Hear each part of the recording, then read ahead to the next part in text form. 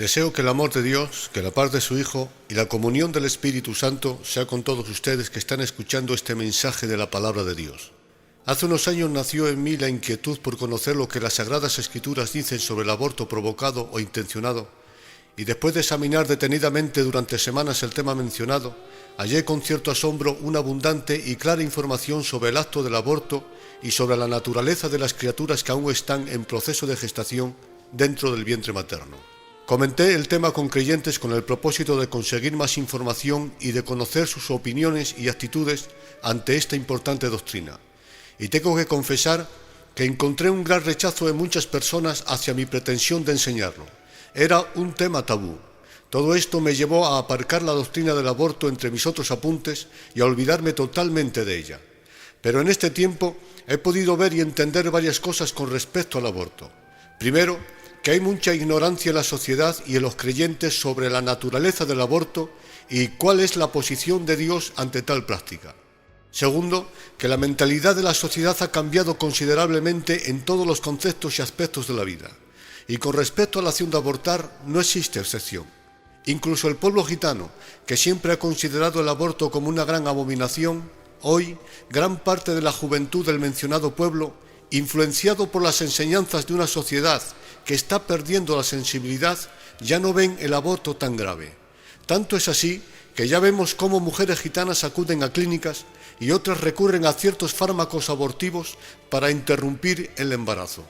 En algunos casos, estas mujeres son animadas por sus esposos y familiares más cercanos para cometer semejante acción.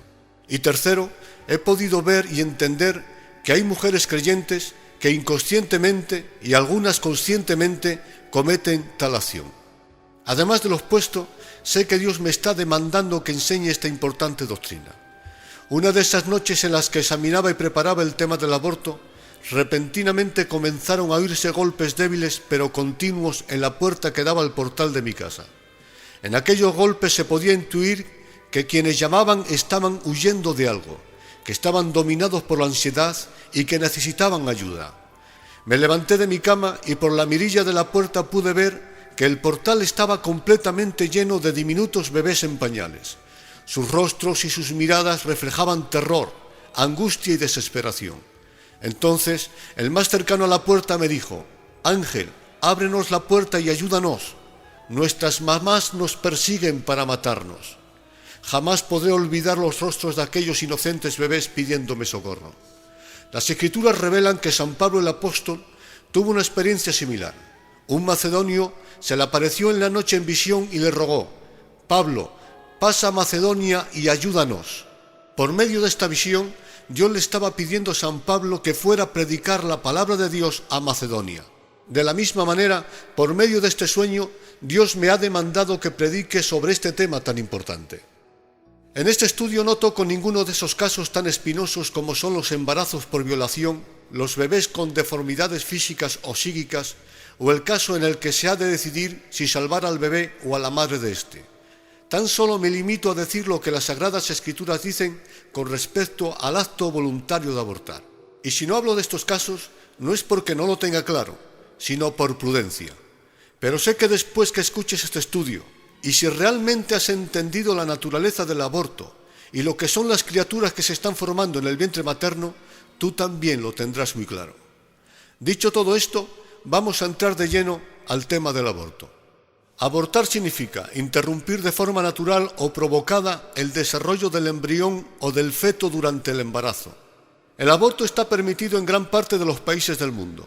Concretamente lo está en 54 países, lo que supone el 61% de la población mundial.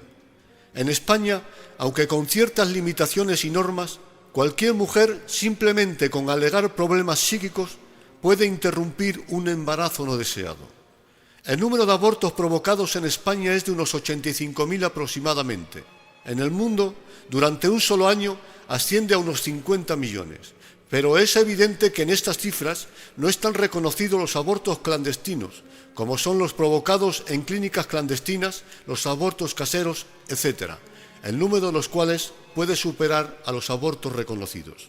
Conociendo estos datos, me parece muy descarado que los gobiernos de muchos países, entre ellos España, se atrevan a decir que tenemos un problema de natalidad. Realmente el problema lo han creado ellos mismos al dar luz verde a la práctica de todo tipo de aborto. Sorprendentemente, un estudio demostró que la mayoría de las mujeres que abortan son mujeres jóvenes y solteras que quedaron embarazadas en una noche de desenfreno y mujeres casadas, aunque menos, que quedaron embarazadas como consecuencia del adulterio. Primero cometen el pecado de la fornicación o del adulterio, luego el del homicidio. Tapan un mal con otro mal mayor, un pecado con otro pecado. Ahora bien, ¿qué es lo que se está gestando en el vientre de la madre? ¿Es un mero trozo de carne o es una persona? ¿Qué dicen las Sagradas Escrituras sobre el aborto? ¿Es pecado o es algo que mantiene indiferente a Dios? Antes de dar respuesta a estas y otras importantísimas preguntas, primero vamos a explicar de forma muy resumida cómo evoluciona un embrión en el vientre materno. Proceso de gestación del embrión humano. La vida humana comienza en el momento de la misma concepción.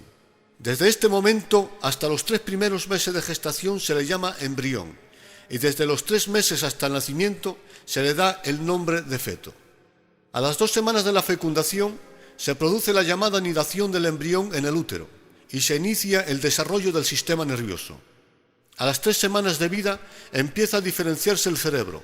Aparecen esbozos de lo que serán las piernas y los brazos, y el corazón inicia ya sus latidos. Según estos datos, el corazón comienza a latir prácticamente antes de que la madre se percate de su embarazo. A las 4 semanas de gestación ya empiezan a formarse los ojos. A las 6 semanas la cabeza tiene su forma casi definitiva. El cerebro está muy desarrollado. Comienzan a formarse manos y pies, y muy pronto aparecerán las huellas dactilares, las que tendrá durante toda su vida. Las extremidades se hacen más patentes y el embrión alcanza una longitud de tan solo 3 centímetros aproximadamente. A las 8 semanas, el estómago comienza la secreción gástrica y comienzan a aparecer las uñas. A las 9 semanas, 2 meses aproximadamente, se perfecciona el funcionamiento del sistema nervioso. Ya reacciona a los estímulos y detecta sabores, pues se ha comprobado que si se endulza el líquido amniótico en el que el bebé vive nadando dentro del vientre materno, ingiere aún más, mientras que si se sala o se acidula, lo rechaza. A las 11 semanas, 2 meses y medio, la función respiratoria se inicia en el bebé y ésta se mantiene durante toda su vida intrauterina. Al final del 3er mes aparecen en la mayoría de los huesos los centros de osificación.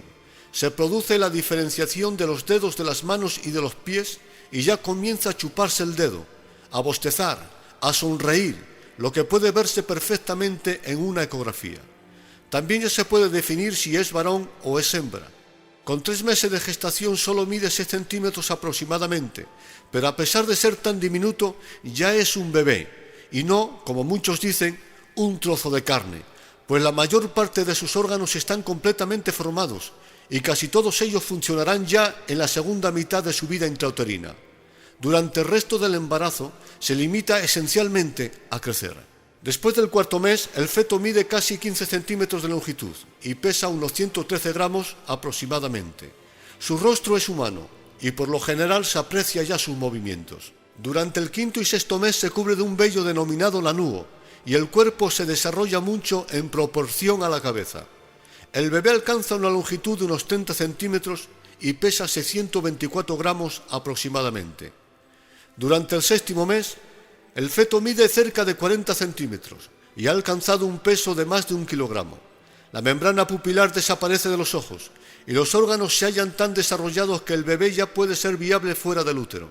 Un bebé que nazca en este periodo del embarazo es capaz de mover sus miembros con gran energía y de llorar con una voz débil. Durante el 8.º y 9.º mes, el feto pierde su aspecto arrugado y los dedos de las manos y de los pies ya muestran uñas bien desarrolladas. A los 9 meses, el embarazo llega a su fin. El feto ha perdido la mayor parte del vello y ya está preparado para nacer. Ha alcanzado una longitud de unos 50 centímetros y un peso aproximado de 3 kilogramos. A grosso modo, este es el proceso del milagro de la gestación del bebé en el vientre de la madre. Pero aquí no termina su evolución, sino que hay cambios que se producirán después de nacer. Por ejemplo, la primera dentición aparece 6 meses después de su nacimiento, y los dientes definitivos lo hacen hacia los 7 años. La pubertad, con todos sus cambios anatómicos y fisiológicos, sucede en la segunda década de la vida y la capacidad reproductora en la mujer se inicia poco después de la pubertad.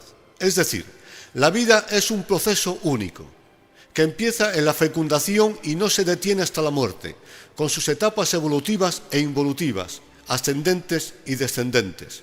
Luego, el hecho de que el bebé que aún está en el vientre de la madre no esté desarrollado por completo, no quiere decir que no sea un ser humano, pues un bebé ya nacido aún no tiene dientes, muchos no tienen cabello, no pueden caminar, ni hablar, ni engendrar descendencia, etc. Y sin embargo, aunque aún siguen evolucionando, nadie duda de que son seres humanos. De la misma forma, aunque el bebé en el vientre de la madre no esté formado por completo, esto no significa que no sea un ser vivo.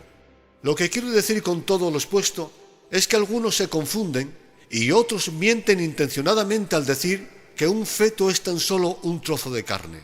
Si su corazón palpita, si mueve sus extremidades con energía, si bosteza, si se chupa el dedo, si parpadea, si ingiere líquido amniótico e incluso sonríe, como se puede ver perfectamente en una ecografía, es porque es mucho más que carne muerta o materia inanimada, es un ser humano.